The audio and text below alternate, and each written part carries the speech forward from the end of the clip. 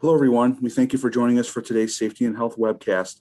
Just letting you know you are in the right place. As the room begins to open, just going to give it a little bit more time before starting the presentation, but we'll be looking to do so in about 1 minute.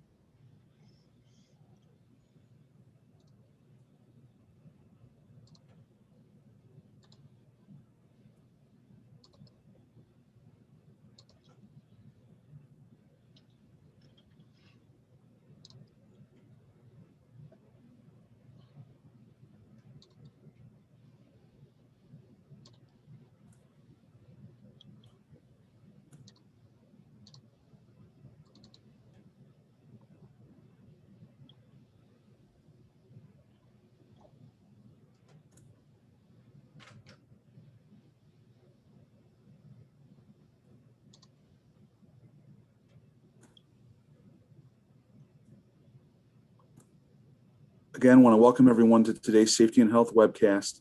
You are in the right place. Just going to give just a few more seconds and then get the presentation underway here shortly.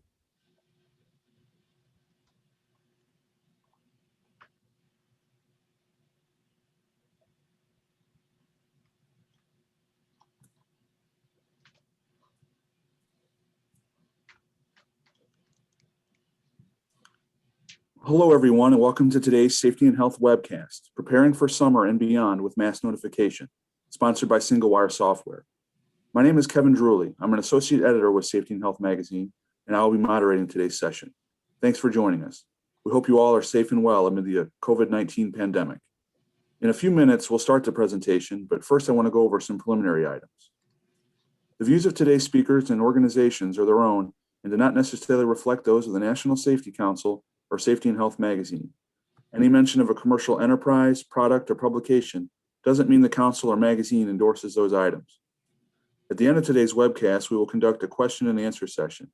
To ask a question, simply click the Q&A button at the bottom of your screen, type your question, and click the send button. Feel free to ask your question at any time during the presentation. You don't have to wait for the question and answer session to begin. We'll try to answer as many questions as possible, but because of the large number of participants today, we might not get to every question. Any unanswered questions will be forwarded along to today's speakers. At the end of the webcast, you'll be asked to complete a brief evaluation survey that will appear on a separate screen. We will let you know more about that after the presentation. This webcast is archived, so you can access it after today's live event.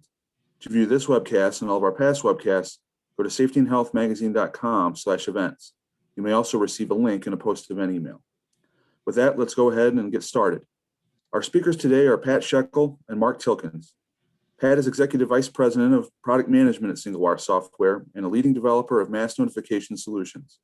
He brings more than 15 years of experience in helping organizations across a wide spectrum of industries with implementing tools that enhance safety and communication, and is keenly aware of the challenges organizations face when trying to keep people safe and informed. Pat and his team are committed to ensuring every organization can reach their people with important safety updates everywhere, every time. Mark is a network infrastructure manager for Miller Electric Manufacturing, a leading maker of welding equipment and a subsidiary of Illinois Toolworks. Mark has spent 35 years in the information technology department at Miller Electric, headquartered in Appleton, Wisconsin, and is very familiar with the mass notification use cases deployed at the organization, including how those interface with IT and disaster recovery. Again, we thank you all for being here today. Pat, whenever you're ready, go ahead and take it away. Okay, thank you. So yeah, Pat Shekel here with Singlewire Software. I'm going to give you a really brief overview of Singlewire and our product Informacast as your sponsor before we get into the Q&A with Mark from Miller Electric. I think you're going to find today's session really interesting because we are, of course, going to talk about mass notification as the title implies, but we're really going to talk about it in the context of industrial IoT. And how Mark worked with his health and safety engineering team to create a safer workplace. So it's going to be a really interesting discussion.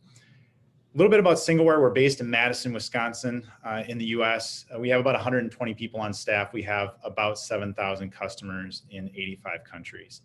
Our flagship application, our software as a service, is called Informacast, specifically Informacast Fusion, which is a hybrid cloud architecture that really takes mass notification to a different level in the sense that it sends not only to mass notification clients, mobile devices, but also to on-premises devices. So it's intrusive audio and text and images going to a wide variety of on-premises and mobile devices, which means more effective notifications. They get there faster, they reach more people, and they're more intrusive, so people are more likely to take the desired action. That intrusiveness, of course, comes through streaming audio. We tie into a lot of collaboration systems as well, so you can manage the ongoing incident from inside the collaboration platform of your choice. So that's a brief overview of Singlewire and of our product InformaCast. You can see more at our website, but now we'd love to continue the conversation with Mark at Miller Electric. Mark, please tell us a little bit about your organization and about your role there, where you're located, how many sites, employees, that sort of thing. Sure. We are located in Appleton, Wisconsin, a little south of Green Bay, and we're headquartered here in Appleton. We have about 2,000 employees. Within Appleton, we have multiple campuses and locations. And then we have locations spread across the United States, different sister companies, as well as distribution centers and training centers that are throughout the United States. Okay. And what is your role there? Network manager, infrastructure manager, kind of did it all over the years, seen a lot of things. And what are the maybe 2 or 3 most important things you've been dealing with this month? So this month they recently turned up an ERP system, so that's been a huge takeaway from my normal duties. But we continue to help with the InformaCast and the safety projects that are going on within our facilities. And recently we've had some items with the tornado drills from last month and that kind of thing. So. Okay. Tell us a little bit about how InformaCast came to be at Miller Electric. We're going to get into some of the use cases and stuff in a moment, but I think it's just helpful to understand the beginning. Like, did this come to you from IT? Did it come from the safety group? How did it arrive there? Sure. So about 7 years ago, we did an undertaking where we upgraded our phone system. We went away from a traditional PBX system and went to a IP phone system. And with that, we decided on a Cisco implementation of voice over IP. And we needed a component for call awareness. And that was simply to alert people of when 911 was dialed from any of our facilities, and it would alert a team of people. And so that was the very first integration of Singlewire, and it was just for a call aware purposes. And that really became a building block or a foundation. And I knew about the enhanced features at that point, but at that point in time, people weren't really interested. And so we got the phone system implemented, and then as time evolved and people, safety people and facility manager people kept coming up with ideas and how can we do this and how can we do that, and mass alerting and everything. And I kept reminding them that we already had the foundation in place and we had it all kind of figured out ahead of time.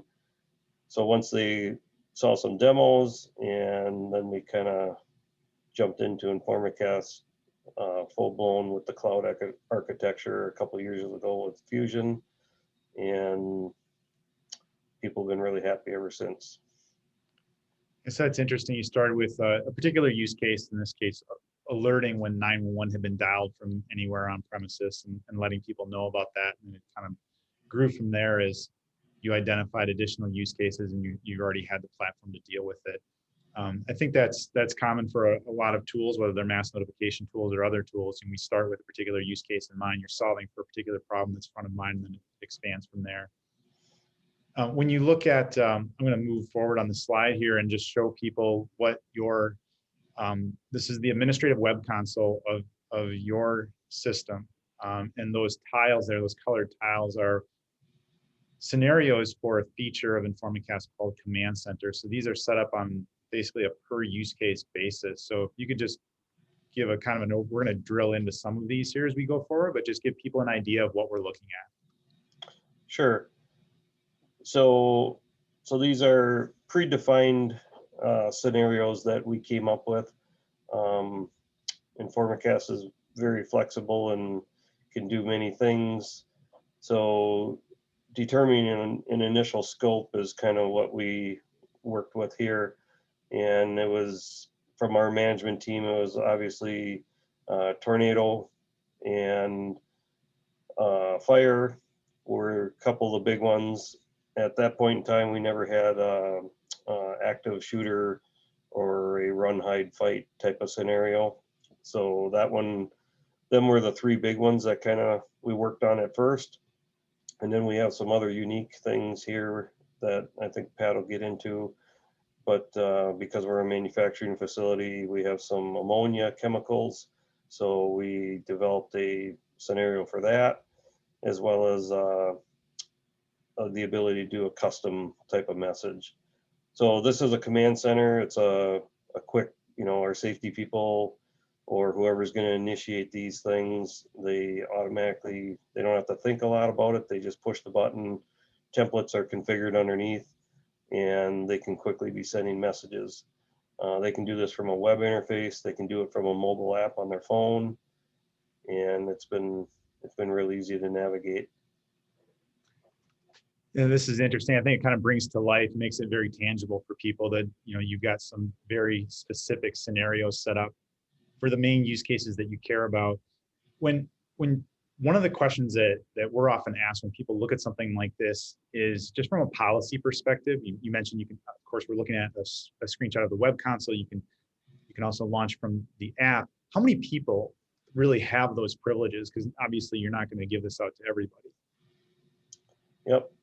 So in our organization right now, it's probably about 10 people that have this application and have the power to send out the notifications. We're still in the process of rolling it out to a few more production type of people. It's important to note that some of these are automated. So, weather alerts and fire alerts, we have automation in place for them.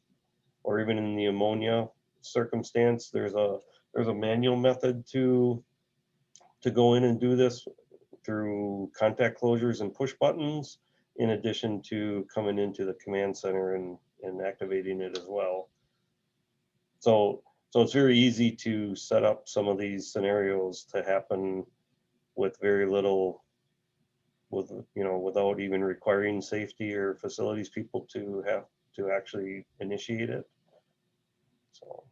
Yeah, I think that's a key point, right? We're starting with the scenarios. These would be, of course, manually launched, but by definition, industrial Internet of Things is usually going to mean that there's going to be some sort of automated trigger when a particular condition happens on the plant floor. So let's move along and let's talk about one of those that you have here. This is your air torque tool low air alert, which was something that I first learned about talking to you last fall. I found this fascinating, just how this just because it was a unique use case. I talked to a lot of customers over the years and not heard this particular use case. So why don't you go ahead and describe what we're looking at here?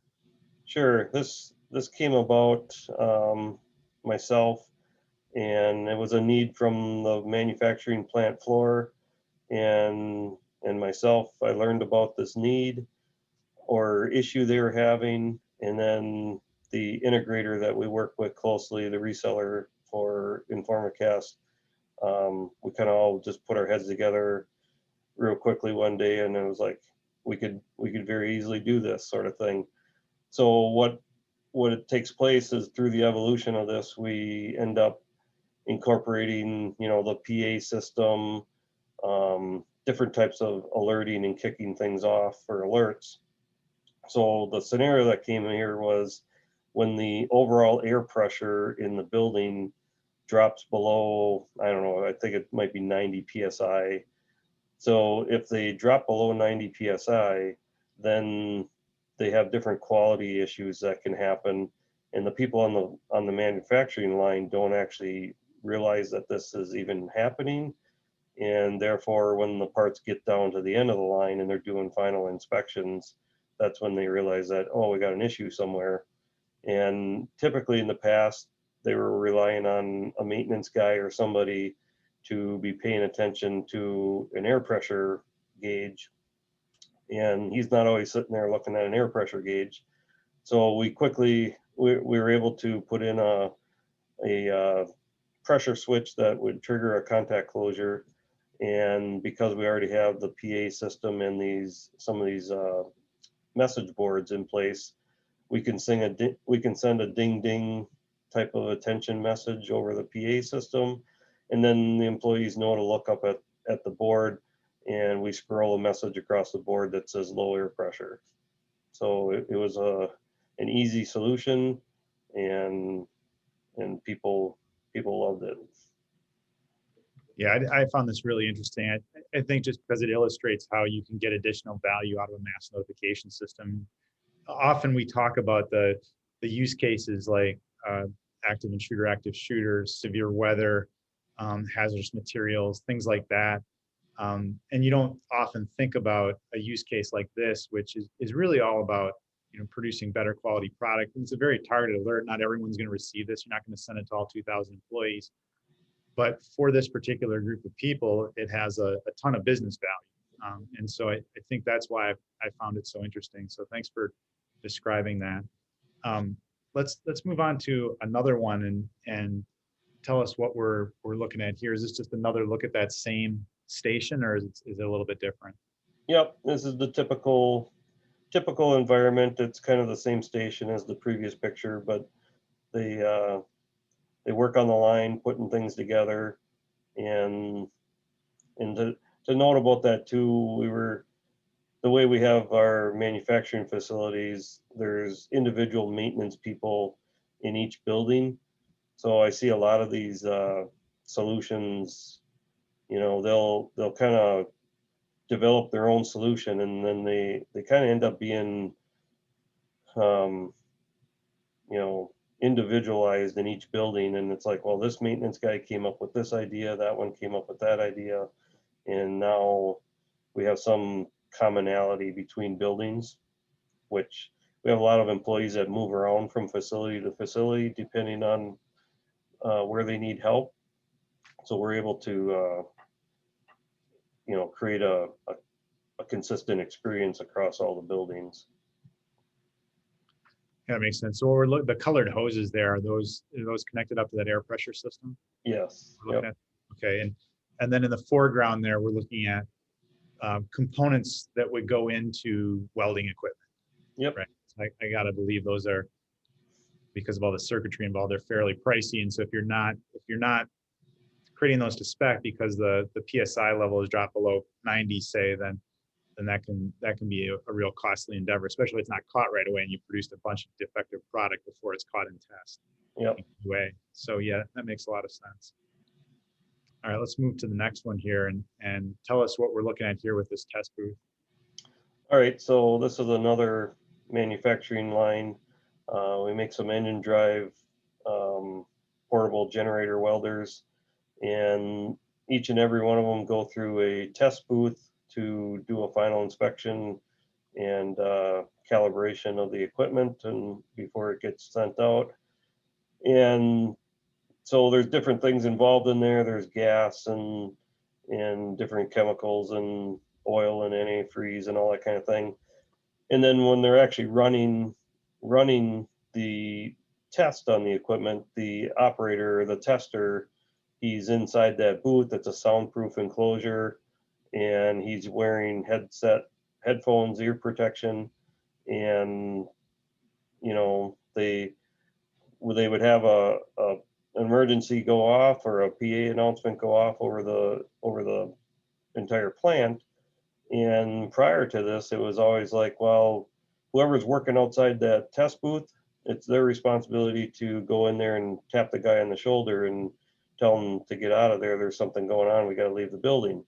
Well, that's relying on whoever else to take care of that guy.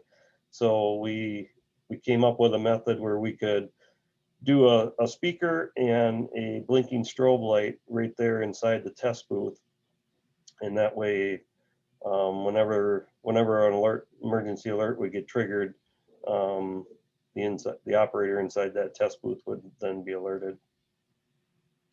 Right. They're wearing hearing protection. You need to have the visual notification, which on the lower right there is that's an LED strobe that's going to light up, and they'll know what's happening. They know to stop the equipment, listen to the audio, that sort of thing.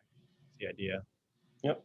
Unless you have visual notification with the LED signboard in the other example. So there's multiple ways of doing visual notification. A strobe to grab your attention, or even an LED signboard to actually give you the text of the alert. So I think that's a key use case there, where you can't rely on one person to get another person out. So you have to make sure that everyone can see and hear. I think that's a pretty basic tenet in life safety, where you're going to have audio coverage above the ambient sound level wherever you're putting it in the environment. So I think that's a nice use case as well. All right, we're going to move on to the next one, and I think this one was interesting. Not because Icehouse is a brand of beer, as some of us may be aware, but in this case, Icehouse means something entirely different. Tell us what we're looking at here. Yeah, so we call it the Icehouse because it makes ice. If we don't have enough already in Wisconsin, but we, as I understand it, years ago, there was a grant. I wasn't really involved in it, but there was a grant from the state of Wisconsin and some heating, air conditioning stuff. But anyways, we were able to put up this facility, and it uses ammonia, and this is inside the facility. And so it uses ammonia, and the ammonia is all housed within that building called the Icehouse. Very limited people have access to the building. They got to be trained and certified, all that kind of thing. But nonetheless, there's big silos of ammonia. And what they do is they make, for all intents and purposes, it's a glorified slushy type of solution. It's an ice type of solution. And they're able to pump that ice solution throughout the entire facility. And our workers are spoiled. They have heating, or they have air conditioning throughout the plant, as well as office areas. So we have manufacturing processes with the circuit boards and things like that too, that it's environmentally sensitive. So that's one of the reasons they do it, but they keep the plant at a comfortable working conditions. So anyways, we have this Icehouse, and that's where we have large amounts of ammonia. And so we developed some command center scenarios that would be able to kick off and alert people. So we've done it in a fashion that people are told to stay in the building rather than go outside and breathe ammonia if there's a leak. And then we've also got it, because we got multiple facilities in Appleton, we have people constantly moving between buildings. And so we got it set up in a way that it will alert people to there's an ammonia event going on, either to stay in the building if you're at this building already at the campus, or if you're driving to this campus for a meeting, you basically know at this point that you should stay away from the building. So like some of the other use case scenarios that we talked about, we're really looking at very targeted alerts. The worker inside the test booth, for example. This is an example of an alert that's going to go out much more broadly. I imagine from the way you described it that you're hitting mobile devices as well. Are you sending SMS text messages or push notifications to the app, or like how are you reaching people if they're not around the building at this point? Yep, it'll be text, email. We do pop-ups on the phones. It will do overhead pages. So we're hitting them in all kinds of avenues. This particular one with the Icehouse, we do have neighbors that live by in the nearby neighborhood. And I believe they're even on the they're optional to add into the text messaging, so they're aware of something going on as well. Yeah, so you're broadcasting across a lot of channels with the principle that you never know exactly where you're going to be or what you're going to be doing when this incident happens, and so you want to reach people on whatever means necessary. So mobile, as well as all the on-prem methods that you just described, such as overhead paging, broadcasting through the phones, popping up on the phones, popping visual onto the screen of the desk phones, etc. Yeah, I thought this was a really interesting one. Not one we see that often. I think, thinking about skeptics, and maybe 80 or 90% of the U.S. look at this and say, well, how much air conditioning do you really need in Wisconsin? Which begs the question, like, how often does the system run? I mean, how many months out of the year is this thing really running? Yeah, so they're just right now getting the system online, and it'll run through the summer months, and then I believe it's probably late October that they actually go through a shutdown on it, and then they, over the winter months they do cleaning and maintenance upgrades and that kind of thing. But yeah, during the summertime it works overtime. Right. Yeah, so probably a good 6 months out of the year, and there's probably 2 months in that time when it's really needed because it would be just suffocatingly hot if we're not operational. Right. Yeah. Okay.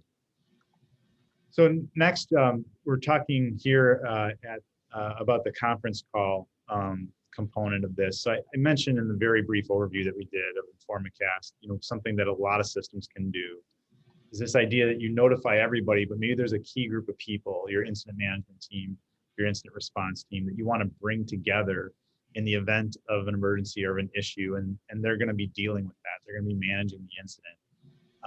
And that can be done in Microsoft Teams, Cisco WebEx Teams, Zoom. And you're doing kind of the old school here, which is very applicable. Looks like you're initiating a conference call. So tell us a little bit about what this is, when it's used, that sort of thing. Right. So when we went into the InformaCast project, I guess I wasn't even aware that this feature was really there. And to us, this has been one of the most beloved features that we discovered. It's just a quick and easy, because InformaCast is both a on-prem hybrid to the cloud solution. As an IT team, we deal with, phone system and email. Them are mass communication tools. But if your phone system is down or your email system is down, and we're the group of people that have to triage that and fix it, and there's no way to communicate, and we have IT people through Appleton and throughout the rest of our North America group, we're spread all over the place supporting the business. And so this method was there and available. It's kind of a pre-set up canned scenario, and it doesn't take anything to do other than people just dial this number, put in the PIN number, and the system automatically sends an SMS text and a conference bridge and an email. And everybody on the team I think we have like 30 people on this team, and they're instantly notified. Doesn't matter where they are, they can join this call, and then we can begin discussing the issue and how it's going to get resolved and fixed. And the number stays the same, so we can regroup in an hour from now, and everybody calls back into the name number. So this has been a really a really valuable tool. The first couple times we tested it and did it, it was very, very well received from the team that this is something we've been wanting for a long time. Yeah, it makes a lot of sense. I mean, you can certainly use more modern tools, if you will, like the one we're using right now for full-fledged collaboration. But if you're just out and about and all you have is access to a phone, that that lowest common denominator can be pretty powerful. Just the idea that an audio call it's certainly sufficient to do what you need, and you're going to probably get more people logging in. It's something they can initiate and then jump in the car, for example, whereas that might not be as easy with some of the other collaboration tools. So this is the tried and true way of bringing people together for a very long time.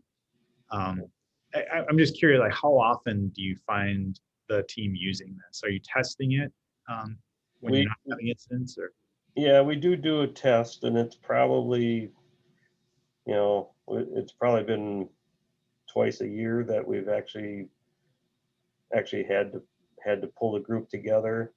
I'm starting to see the team utilize this a little more, even for non super critical type of outages. They're, and I think it's probably more due to pandemic and people working from home. We're not as many people in the office from the IT team.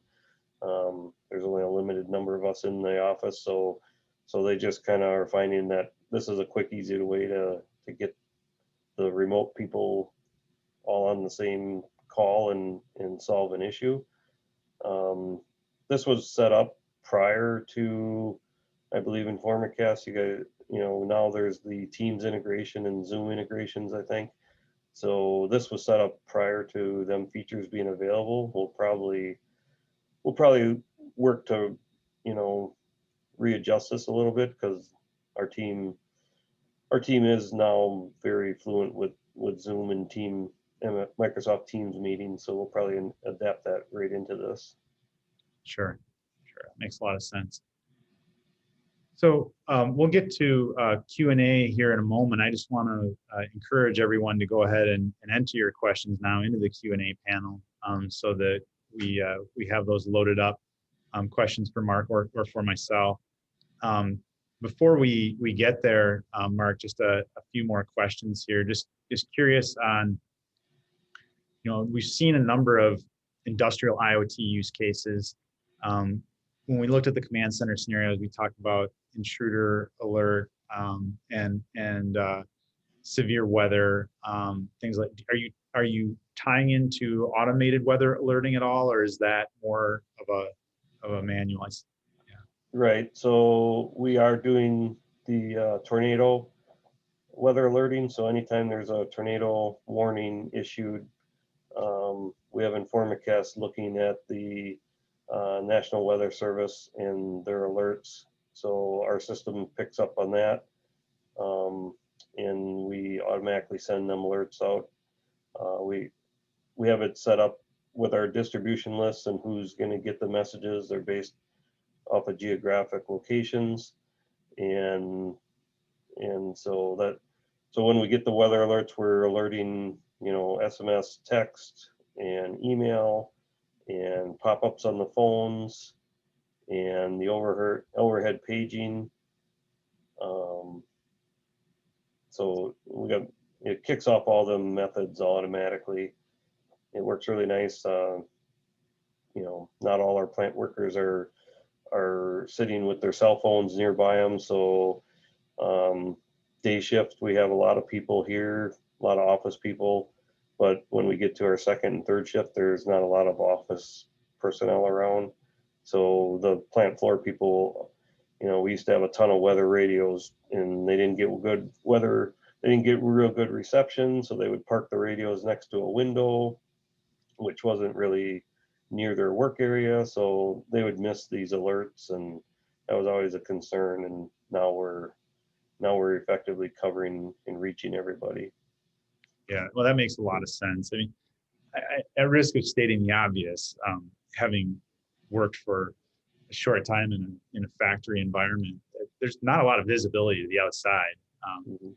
And so tornadoes in particular can really sneak up on you, and they're very fast moving, of course. So, I think the average is something like 13 minutes from the time that NOAA issues a warning until the average time of the strike. So, not a lot of time, but enough that if you are alerted, that you can take the appropriate action to move to the interior and cover yourself and so forth. But yeah, it's not like when you're working in an office environment, like I can look out a window here and you could see the sky getting dark and so forth.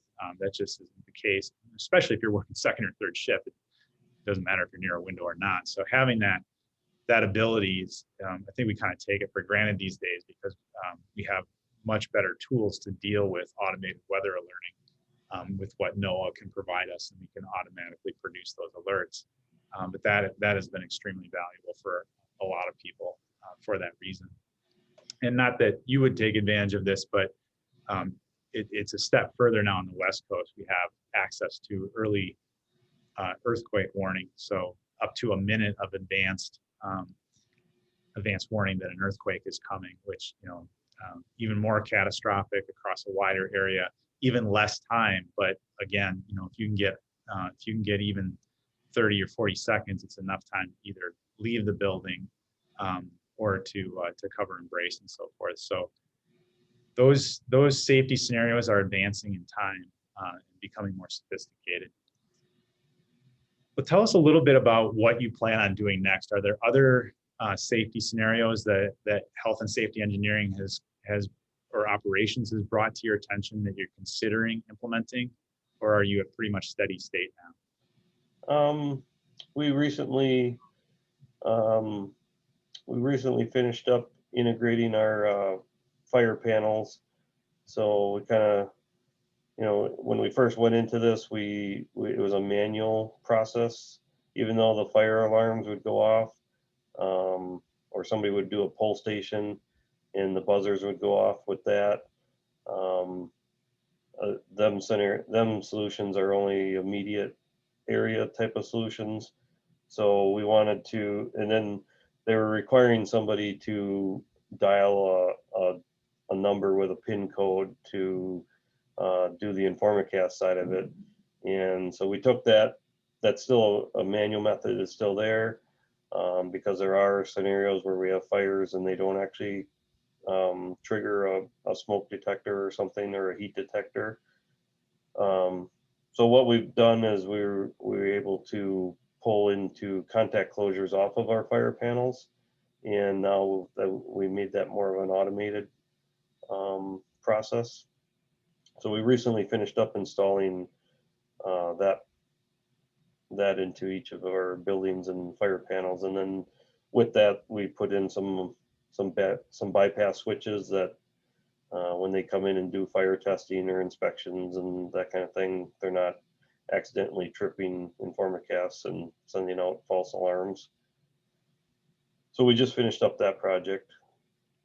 If you could walk me through what happens, let's say the fire alarm pull station is activated in a particular, and one of the pull stations is pulled, then an alert goes through the contact closure device, it's a gateway that has dry contact closure relays on the one side and an Ethernet cable on the other, talks to InformaCast. InformaCast sends an alert to what group? Is everyone being notified that the fire alarm is pulled, or is that a safety team notification? How are you doing that? No, so we know the building that the contact closure happened on. So within that building, we will do SMS text, or emails. I should back up. So everybody within the geographic location will get an SMS text as well as an email. So therefore they know, and we header the message with, whatever buildings having the event. And that way people within the building know what's going on. And then people within the same city here know that, plant XYZ is having an issue. You probably shouldn't go over there. And then we take the next step, and the devices that are in that building, so PA system and PCs and their phones all get pop-up messages, and the PA system overhead paging is going off. So the people within that building are alerted in them additional ways. Yeah, I mean, that's what I had guessed, but thanks for describing that. It makes a lot of sense. The idea that the fire alarm itself is, of course, going to notify in building. That's what it's built for. But the idea that you can extend that out to people that may be en route to the building or outside and let them know, don't come in. So that's helpful. So with that, I'm done with my questions. I think this has been very informative.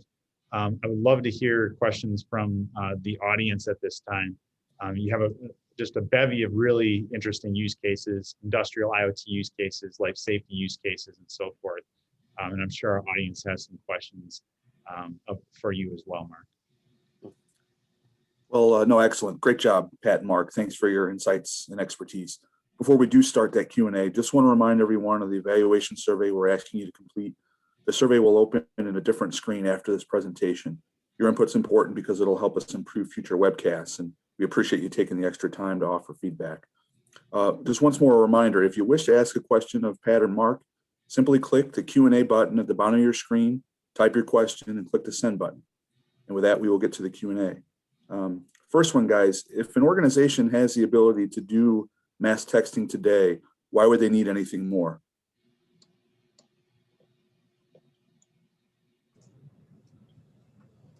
I can take a swing at that. I think we've just seen an illustration of with all the use cases about how mass texting is certainly a valuable tool. When you look at some of the typical use cases, whether active intruder, et cetera, reaching people on mobile phones is table stakes, and you have to do it. However, what we've seen is there are lots of scenarios where you're not going to reach people on their mobile phones. They may have their phone turned off in a bag or briefcase. They may be in a very noisy area, in a low cell coverage area. You may have not have their phone number. People to which you owe a duty of care, visitors, contractors, patients, that sort of thing. So the idea that you layer on additional notification methods, such as overhead paging, broadcasting to phones, broadcasting to digital signage, when you layer on those different notification methods, you're going to reach far closer to 100% of your desired population. Yeah, and that was our scenario. We like I said, we had the building blocks kind of here with call aware, and before we jumped into the full InformaCast Fusion, we had evaluated some, text only solutions, and that's quickly what we found is we, in the manufacturing environment, we don't have everybody on the floor with cell phones. They're typically in their lunch pails or in their locker areas. So they don't have them, they don't have reception in some areas. And then, it's a noisy environment. So we needed to really take the other measures to incorporate the PA system. It already was tied to the phone system, but now we were able to add these common methods. And it was really about creating commonality and consistency across all our buildings. When we first started this project, I learned that, within a building with a 10-mile radius, we had, 4 different buildings doing different things for tornado alerts or fire alerts. And they're like, we blow this air horn and we blink this yellow light, and then the worker goes to the next building and they find out that they had a different solution. So workers were confused when they went to buildings. Next question, how difficult is it to integrate industrial Internet of Things devices or systems into a mass notification system? It was very easy for us. Simple contact closures and that it was very simple. Yeah, I think contact closure is kind of the lowest common denominator when you think about it. It's essentially, your old school doorbell is a contact closure, right? It's just when you close the circuit, it takes an action, and so that will work. It's a simple mechanical way. of doing things. We do see people using those, but we see people using lots of other integration methods as well. Primary ones being the API. More and more software systems are talking to each other, of course, using REST API calls. That's very common. RSS is another, so that's a subscription service. And another one that we see is CAP. So when you look at most digital signage systems, the way that they are consuming content and interrupting their whatever's showing on the digital media player, showing on the monitor, is interrupted with a more important, a critical message. That's usually using CAP, the Common Alerting Protocol. So most people think of CAP as being something we consume, like these weather alerts we are describing. The way that we consume CAP from the National Weather Service for alerts, that's inbound CAP. Informicast can also be a CAP source, so we're sending CAP out to digital signage. So that's another method. So there are a variety of methods, both for inbound triggers as well as to send outbound to other systems. And I think that's what we're seeing more and more of, is just people wanting to not do software development if they can help it, but just do configuration, of course, to connect existing systems. So to connect an existing overhead paging system, to connect an existing fire alarm system, and so on. In the case of some of these industrial IoT systems, we saw that AirTorque tool. That's a contact closure. Fire alarm system, as Mark described, that's a contact closure. So lowest common denominator, that one it's very simple. Another one that's often overlooked that's relatively simple is email. Filtering on subject sender for a particular keyword or coming from a particular source, and then triggering an alert based on that. A little bit less common, but it is, as far as the software type integrations, it's the lowest common denominator. What are some common mistakes organizations make when implementing a mass notification system? Mark, you want to take first swing at that? I think the hardest thing we had was developing a scope. People had a lot of ideas, and it was tough to. We had different safety, different plant managers, different methods that were entrenched in different areas. So trying to get everybody on the same page and come to a common idea. That way we could keep it very consistent and utilize templates, common templates through the system. That was kind of our biggest hurdle that we had to go through. That makes sense. One corollary that we see to that is when people are considering either adopting or changing their mass notification system, we see organizations, particularly medium to large organizations, that are somewhat siloed. So the requirements of a particular department or area are well understood, but they haven't really solicited all of the potential stakeholders. And so they end up with a system that can't be extended to meet the use cases of the entire organization, or they end up with separate systems because they're doing it on a piecemeal basis. So which is similar to what Mark said, considering the entire scope of the organization before moving forward.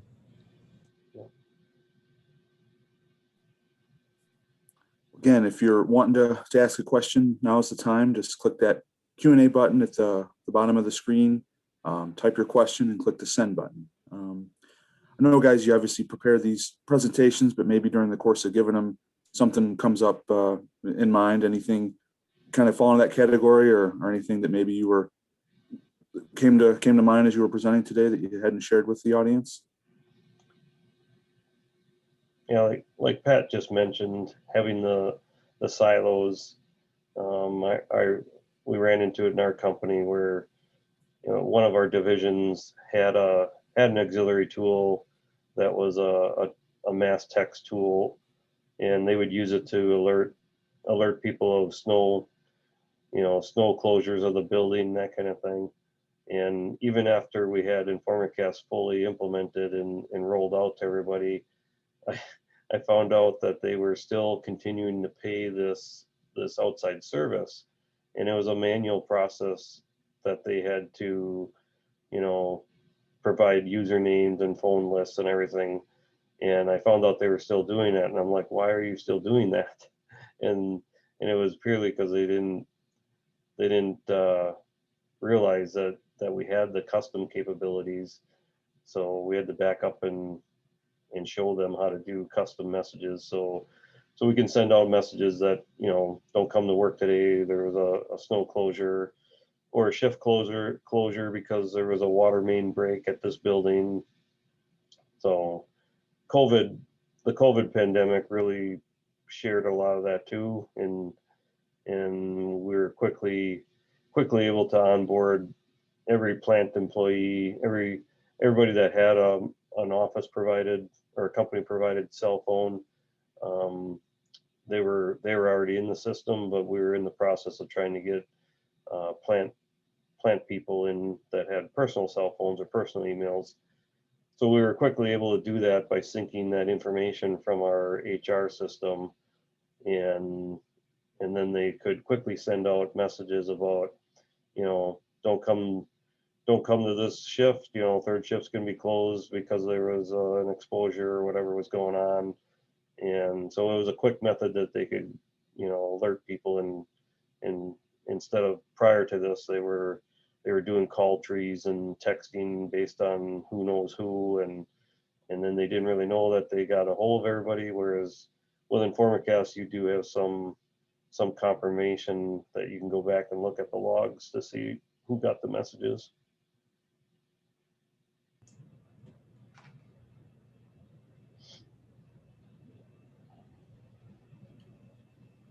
I know Mark mentioned COVID, and it's hard for that not to really, it's understandable that it dominates so much of the discourse, but just as we're talking about summer specific, just how have things evolved with InformaCast and Singlewire just from last summer to summer 2021?